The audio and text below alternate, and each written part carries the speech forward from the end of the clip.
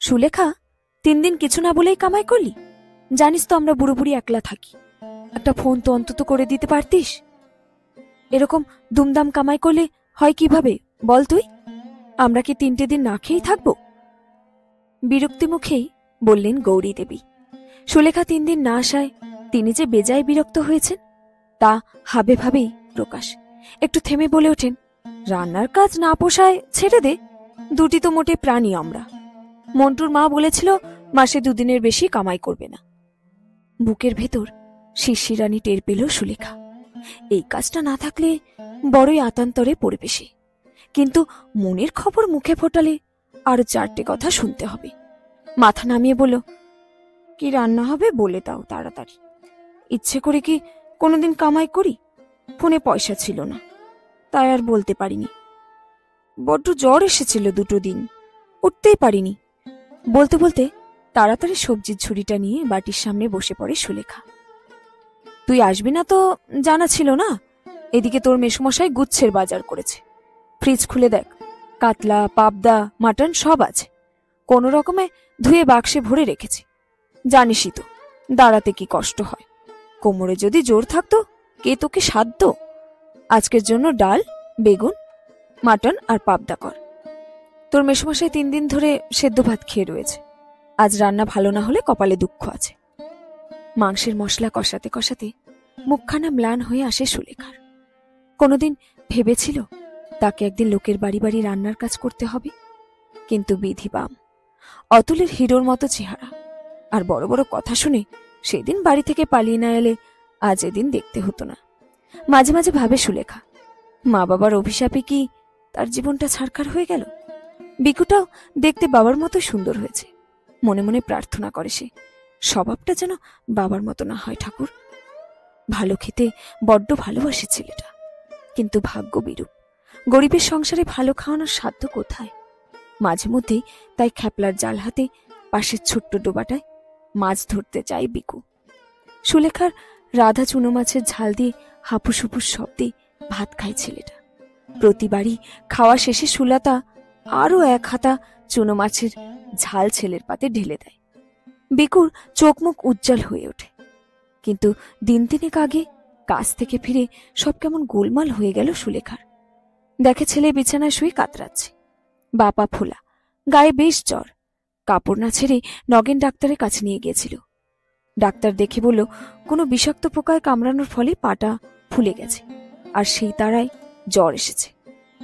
ওষুধপালা কিনে এনে সারা রাত ছেলের মাথার কাছে জেগে বসেছিল সুলেখা। জ্বরের ঘোরে রাতভর ছেলে প্রলাপ বকেছে। ক্লান্তিতে চোখ ঢুলে আসছে, আবার মাথা নাড়িয়ে নিজেকে সজাগ করে নিচ্ছিল সে। জ্বর বাড়লেই কপালে জলপট্টি দিচ্ছে। এইভাবেই সেদিন সারা রাত কাটল।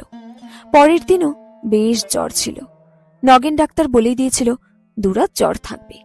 জ্বরের ঘোরে ছেলে সারাক্ষণ মাকে আঁকড়ে থাকে। কি করে বিকুকে ছেড়ে কাজে আসে সুলেখা?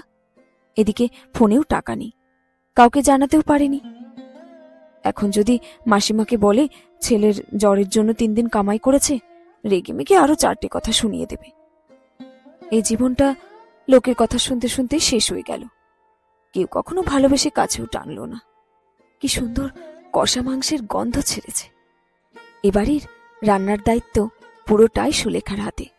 তবু সাহস করে 1 টুকরো মাংস মুখে পুরতে পারে না সে। কে জানে কে কোত্থেকে দেখে নেবে। চোর বদনাম নিতে পারবে না সুলেখা। বড্ড মাংস ভালোবাসে বিকুটা। সদ্য জ্বর থেকে উঠেছে তো, বেচারার খালি ঝাল ঝাল কিছু খেতে মন চাইছে। আজ একটু গিলে মেটে কষা করবে মা? বড় বড় চোখ মেলে আসার সময় বলেছিল ছেলেটা। সুলতা কথা দিতে পারেনি। মাসের শেষ, ডাক্তার আর ওষুধের পেছনে খরচায় অনেকগুলো টাকা ধার হয়ে গেছে। মাইনে পেলেই শোধ হবে। হারুনের মাংসের দোকানে খালি হাতে যেতে ইচ্ছে করে না একদম। এমন বাজে ভঙ্গিতে তাকায়। একদিন তো হাত ধরে টানারও চেষ্টা করেছিল। কোনো রকমে মাংস নিয়ে পালিয়ে এসেছে সুলেখা। তারপর যতবারই ধারে মাংস আনতে গেছে, হারুনের চোখের দৃষ্টি যেন বলতে চেয়েছে, বিনা মাগনার খদ্দেরের আবার অত নবাবই কিসের। কানাঘুষে শুনেছে অতুল এখন দিব্যি আছে। ছেলে হওয়ার পরপরই ছেড়ে চলে গিয়েছিল। ওই হিরো হিরো চেহারা দেখে কমে তো আর বশ হয়নি। তাদেরই কারোর সঙ্গে হয়তো। অতুলের খবর জানতে না চাইলেও কৃষ্ণা, মালতী, যুথিকা অতসীর বাড়ি বয়ে খবর দিয়ে যায়। মালতী যে বিগত যৌবনা হিরোইনের বাড়ি ফাইফরমাস খাটে, তার বাড়িতে প্রায় আসে অতুল। টিভি দেখে, খায় দায়, মজা করে চলে যায়। মালতী একবার সুলেখার কথা বলতে গিয়েছিল, স্পষ্ট ভাষায় জানিয়ে দিয়েছে অতুল সে বিন্দাস আছে, ওসব পুরানো কাসুন্দি নিয়ে মাথা ঘামাতে চায় না। রান্নাবান্না শেষে সংকুচিত মুখে দাঁড়িয়েছিল সুলেখা। মাসিমা যদি মাইনে থেকে 200 টাকা অ্যাডভান্স দেন, তাহলে ছেলেটার জন্য হাফ কিলো মুরগির মাংস কিনে নিয়ে যাব। লেগ পিস খেতে বড্ড ভালোবাসে। সদ্য জ্বর থেকে উঠেছে কিনা, গিলে মেটে খেয়ে কি আর শরীরে শক্তি দেয়? কিন্তু কারো কাছে চাইতে আজও বড্ড লজ্জা লাগে সুলেখার। বলবে কি বলবে না ভাবতে ভাবতেই পা টেনে টেনে দরজার দিকে এগোতে থাকে। কিরে সুলেখা, কিছু না বলেই বেমালুম চলে যাচ্ছিস যে? আজকাল কি বলে যেতেও ভুলে গেছিস? মাসিমার কথা শুনে থমকে দাঁড়ালো সুলেখা। পিছন ফিরে বলল, নানান চিন্তায় থাকি গো মাসিমা, ভুলে গেছিলাম। আসছি গো, সব ঢাকা দিয়ে রেখেছি, সময় মতো খেয়ে নিও। দাঁড়া। এক ধমকে মাসিমা থামিয়ে দিল সুলেখাকে। এই কৌটোটা নিয়ে যা, সাবধানে যাবি। 3 থাকের একটা বড় টিফিন ক্যারিয়ার নিয়ে পা টেনে টেনে আসেন গৌরী দেবী। আমি জানি তোর নয়, জ্বর তোর ছেলের এসেছিল। 46 বছরের অভিজ্ঞতা রে, অত সহজেই আমায় তুই বোকা বানাবি? চিন্তায় চিন্তায় মুখখানা একদম শুকিয়ে গেছে। ছেলে মেয়ের শরীর খারাপ হলে মা বাপের বুকের ভেতরে কি যে হয়, সেই জন্যই তো তোকে আজ পাবদা আর মাংস রাঁধতে বললুম। কবে যেন একদিন বলেছিলি ছেলেটা মাংস ভালোবাসে। কালকে তোর মেশো পোলাও এনেছিল, টিফিন বক্সে ভরে দিয়েছি। ছেলেকে পেট ভরে খাওয়াবি। মা হয়েছিস না তুই, মনে রাখবি ছেলেকে ভালো রাখতে অনেক সময় আত্মসম্মান বিসর্জন দিতে হয়। বুঝলি কিছু? কাল কিন্তু তাড়াতাড়ি আসবি, কোনো অজুহাত আমি শুনব না। ঢিপ করে মাসিমাকে একটা প্রণাম করেই টিফিন ক্যারিয়ার হাতে বাড়ির দিকে প্রায় দৌড়াতে থাকে সুলেখা। পাঠার কষা মাংস দেখে ছেলেটা নির্ঘাত অবাক হয়ে যাবে। সঙ্গে আবার পোলাও, পাবদা। সব একদিনে খাবে না তারা, পরের দিনের জন্য রেখে দেবে। 2 দিন আরাম করে মাছ মাংস দিয়ে ভাত খাবে ছেলেটা। ছেলেকে পেট ভরে আরাম করে খেতে দেখার চেয়ে আনন্দের আর কি বা হতে পারে। মাত্র 2 মাস হলো ঘোষবাড়িতে কাজে ঢুকেছে। মাসিমার মনটা যে এমন নরম বুঝতেই পারেনি। টিফিন ক্যারিয়ার হাতে ঘরে ঢুকতেই চোখাচোখি হয়ে গেল অতুলের সঙ্গে। ছেলের বিছানায় বসে দিব্যি পা দোলাচ্ছিল। লক্কা পায়রার মতো সাজগোজ, গলায় চেইন, বড় ডায়ালের হাতঘড়ি, চকরা বকরা শার্ট, সস্তা পারফিউমের উগ্র গন্ধ। হঠাৎ কেমন যেন গাটা গুলিয়ে উঠল সুলেখার। পানির ছোপ ধরা দাঁত বের করে অতুল বলল, তোমার সঙ্গে আমার বোঝাপড়া আছে, ছেলেকে আমি নিয়ে যাব। বুকের মধ্যে শিরশিরিয়ে যাচ্ছে ভয়ের অনুভূতি। এ ভয় সর্বস্ব হারানোর ভয়। এতদিন বাদে অতুল কি তার শেষ অবলম্বনটুকু কেড়ে নিতে এসেছে? বিকুকে ছাড়া কিভাবে বাঁচবে সুলেখা?